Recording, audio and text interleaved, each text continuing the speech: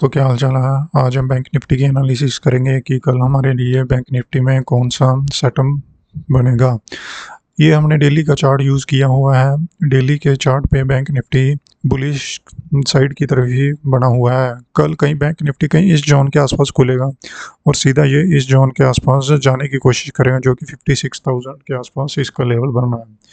और 15 मिनट पे हम बैंक निफ्टी की एनालिसिस करते हैं कि हमारे लिए कौन सा सेटअप बेस्ट रहेगा। 15 मिनट में बैंक निफ्टी अगर कहीं सुबह से ही आज बैंक निफ्टी ने बहुत बड़ा पहले तो गैप अप खुला और गैप अप खुलने के बाद सीधा ये बैंक निफ्टी सीधा ही इस जोन के ये पिछले इस स्विंग से सेलिंग आई थी, इस स्विंग के ऊपर ही खुलने के बाद बैंक निफ्टी सीधा ही ऊपर की तरफ ही जाता रहा और उसके बाद हाफ टाइम के बाद बैंक निफ्टी ने एक कंसोलिडेट जोन में ही ट्रेड करता रहा।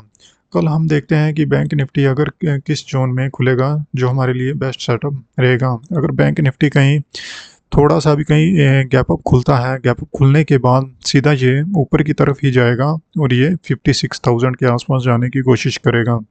अगर कल बैंक निफ्टी कहीं फ्लैट खुलता है या थोड़ा सा गैप डाउन खुलता है, तो बैंक निफ्टी अगर कहीं फ्लैट खुलेगा, फ्लैट खुलने के बाद अगर हो सकता है सुबह थोड़ा सा आए, इसको रिटेस्ट करे, इस जोन को रिटेस्ट करने के बाद यहाँ कहीं थोड़ा सा भी बुलिश सेटअप बनता है तो हम ऊपर की तरफ ही ट्रेड करेंगे और ऊपर की तरफ ही जाने की कोशिश करेगा।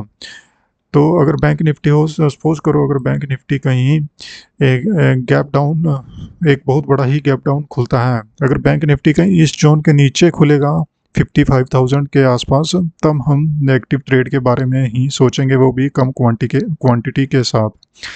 अगर हम क्वांटिटी के साथ अगर बैंक निफ्टी इस जोन के आसपास कहीं ओपन होता है, तभी हम नेगेटिव ट्रेड के बारे में सोचेंगे।